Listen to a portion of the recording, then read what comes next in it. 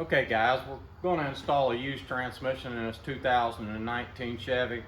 Um, this transmission was too bad to rebuild. Customer brought us a used transmission wanting us to install it.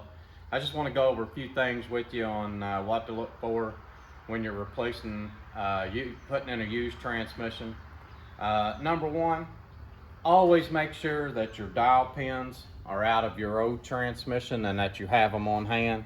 Your two dial pins keep everything true. I have another video on that, and I just wanted to refresh your memory to make sure that you have the two dial pins that goes in the engine.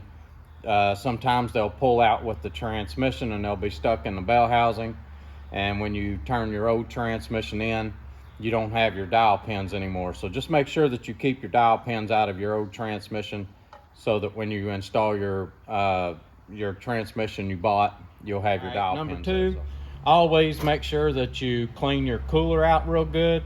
This Cooler Clean is a real good product for cleaning the cooler out. If you've got a 6L80, 6L90, you'll have to go beyond this block and unhook these lines here and flush them out.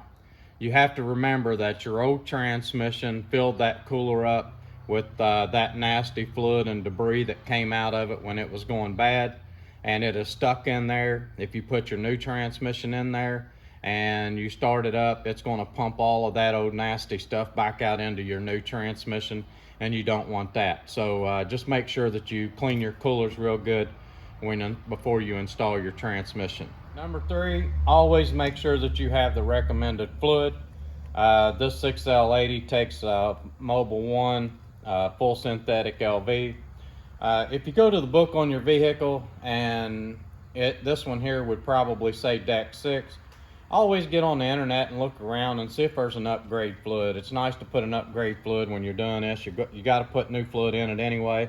It would be nice to upgrade your fluid. So just check around and see if there is upgraded fluid for your transmission. Number four, you see all the components on this transmission. This doesn't always happen, so make sure that you take everything off of your old transmission, even the shift lever, everything down to the housing. When I sent this one back, I even kept this back section because I bought one time where the bolt was broke off where the mount went in. So I even keep this back section. I strip them all the way down to make sure that there's nothing on them before I send back the core, because once you send it back, you may not be able to get those components back off of it. So number five, this is the biggest one of all. Guys, when you're buying a used transmission, do not go by mileage. Everyone always goes by mileage when they come in my shop and they say, how many miles, worried about the miles. Get that warranty. Your warranty is worth the money, not the mileage, and I'll tell you why.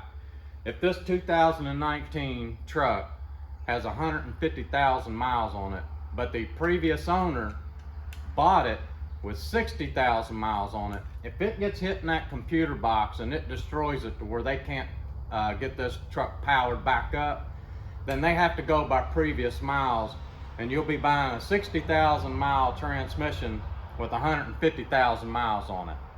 Do your research, make sure that you know that when you buy your transmission that you're getting a good warranty and that the company stands behind their warranties. Warranty is everything.